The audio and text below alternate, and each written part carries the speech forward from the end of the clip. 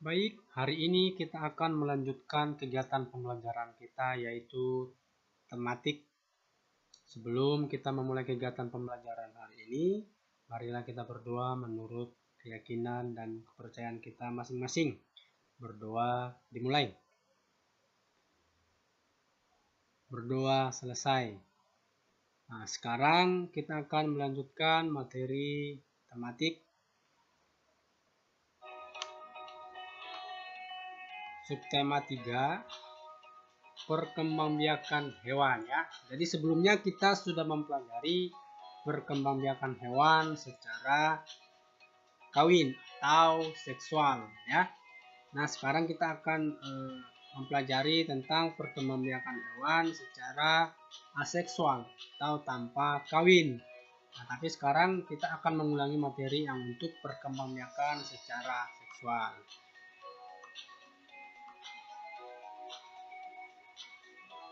Nah, masih ingat ya perkembangbiakan itu apa ya? Jadi perkembangbiakan itu adalah suatu proses yang bertujuan untuk memperbanyak jumlah individu atau kemampuan hewan untuk membentuk individu baru ya.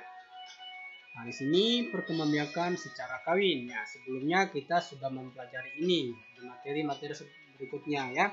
Jadi ada 3 perkembangbiakan secara kawin pada hewan. Yang pertama, ovivar ya, perkembangbiakan dengan cara bertelur. Ovivar berasal dari kata ovum yang artinya bertelur. Nah, jadi adapun contoh dari ovivar adalah unggas atau bangsa burung ya. Dan masih banyak lagi.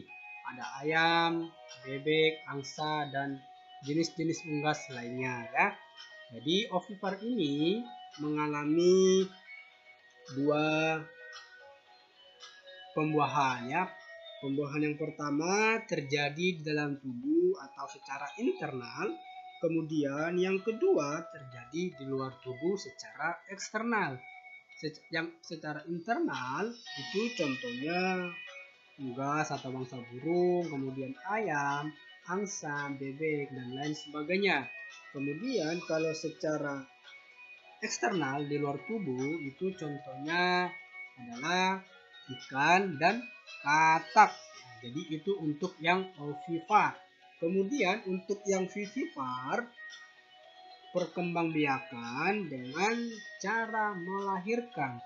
Artinya di sini adanya pertemuan antara sel kelamin jantan dan sel kelamin betina atau bisa dengan melakukan kawin gitu ya, melakukan kawin antara hewan jantan dan hewan betina seperti itu ya. Nah, adapun contohnya sapi, kucing, kemudian kambing, singa, dan lain sebagainya ya, seperti itu. Kemudian untuk yang ovovivar, nah ini yang unik ini. Ovovivar ini itu perkembangbiakan hewan secara dengan cara bertelur dan melahirkan. Nah, jadi di sini dia pertama akan bertelur dulu, kemudian nanti akan dilahirkan seperti itu ya. Atau disebut juga dengan ovovivar ya. Jadi contoh hewan ovovivar di sini adalah yang bisa sering kita lihat kadal ya, ikan pari, ular, dan lain sebagainya. Sebenarnya masih banyak yang lain seperti itu. Yang paling tidak kita sudah mengerti, oh ternyata perkembangbiakan hewan secara kawin itu ada 3. Yang pertama ovivar, yang kedua vivivar, yang ketiga ovovivar. Nah, sekarang kita akan melanjutkan materi perkembangbiakan secara tidak kawin atau yang disebut juga dengan aseksual ya. Oke, mari kita pelajari sama-sama. Nah, ini sebelum masuk ke situ, ini ada tabel masa kehamilan beberapa hewan ya. Ini baru beberapa, nanti bisa dicari lagi di internet lagi seperti itu ya. Yang pertama, singa. Masa kehamilannya 108 hari ya. Nah, kemudian harimau 100 sampai 108 hari. Kurang lebih 4 bulan lah ya. Kemudian kuda 11 bulan. Nah, ini nih paling lama juga ya. kuda itu 11 bulan, kemudian gajah 21 bulan, anjing 56 sampai 63 hari, kucing 63 hari, tikus 19 sampai 21 hari, babi 112 sampai 115 hari, kemudian rusa sampai 6 bulan, kemudian kuda nil sampai 9 bulan. Nah, kita akan masuk ke materi yang harus kita pelajari hari ini ya. Perkembangbiakan secara tidak kawin atau yang disebut dengan aseksual ya. Nah, jadi perkembangbiakan yang terjadi tanpa adanya pembuahan oleh hewan jantan terhadap betina ya. Jadi tidak ada pertemuan antara sel kelamin jantan maupun sel kelamin betina, melainkan dia tidak ada hubungan seperti itu, tapi bisa menghasilkan individu baru. Nah, kita pelajari sama-sama ya.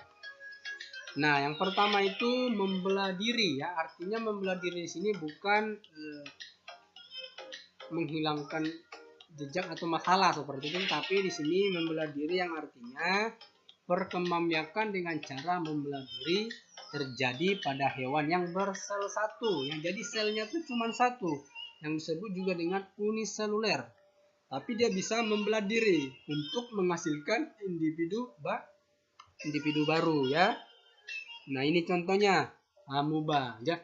Jadi amuba ini termasuk contoh hewan yang termasuk mikroskopis, artinya hewan yang paling kecil, yang namanya mikroskopis ya. Jadi hanya bisa dilihat dengan menggunakan mikroskop, tidak bisa dilihat dengan mata telanjang seperti itu ya. Kemudian ada paramecium. Nah, ini juga kayak bentuk sandal, tapi ini hanya bisa dilihat dengan menggunakan mikroskop seperti itu ya, nak ya. Baik, selanjutnya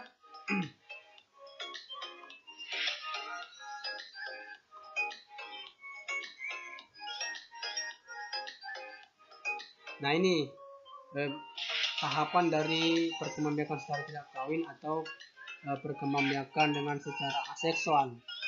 Untuk amuba ya, yang pertama dia utuh, kemudian coba perhatikan gambar yang kedua, dia sudah mulai terpisah, kemudian yang ketiga dia sudah mulai memisahkan diri dari sel satu dengan sel yang lainnya, kemudian dia sudah mulai tinggal sedikit lagi itunya antara sel 1 dengan sel 2, kemudian yang kelima sudah mulai tinggal sedikit ya, sudah, ini artinya sudah mulai matang, artinya dia sudah bisa memisah, dia sudah akan bisa menghasilkan individu baru ya. Coba perhatikan itu ya. Nah, yang keenam inilah yang disebut dengan membelah diri ya. Jadi dia bisa menghasilkan individu baru dengan cara membelah diri seperti itu nak ya.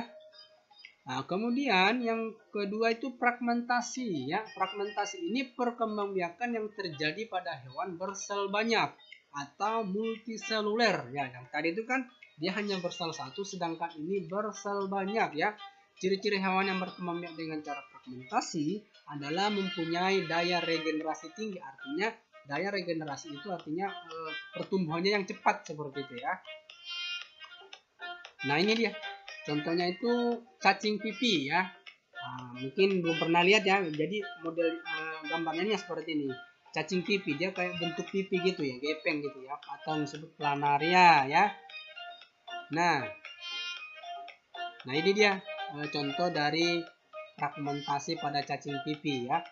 Fragmentasi itu adalah pemotongan ya. Dia misalkan terpotong kepalanya atau terpotong ekornya, akan bisa nanti membentuk kepala membentuk badannya sendiri sampai ke ekor. Nah, jika misalkan hanya ekornya yang terputus, dia nanti akan secara seiring waktu ekornya akan tumbuh kembali seperti itu ya, karena dia tadi bersel banyak ya. Kemudian dia bisa membelah dari kepalanya. Nah, coba perhatikan yang berikutnya ini. Dia akan membelah dari kepalanya, kemudian seiring berjalannya waktu dia akan mulai memisah, kemudian membentuk struktur baru ya. Struktur baru itu artinya kepala, mata, dan struktur lainnya seperti itu. Nah, kemudian dia akan menghasilkan individu baru. Nah, perhatikan, unik sekali ya. Jadi unik sekali. Coba perhatikan ya. Kemudian nih ini potongan-potongannya ya, potongan kepala, badan, dan ekor ya. Jadi begitulah. Selanjutnya perkembangbiakan secara tidak kawin itu adalah tunas ya. Tunas yang artinya perkembangbiakan dengan cara pembentukan tunas di tubuh induknya. Dengan kata lain, dia ini menumpang di tubuh induknya ya. Dia memperoleh atau menerima nutrisi atau makanan dari tubuh induknya supaya dia bisa bertumbuh dengan baik, yang nantinya akan tumbuh menjadi individu baru ya. Nah, jadi ini perhatikan contoh dari tunas ya. Contohnya itu adalah hidra ya. Hidra ini merupakan salah satu contoh hewan yang tidak bertulang belakang ya, yang artinya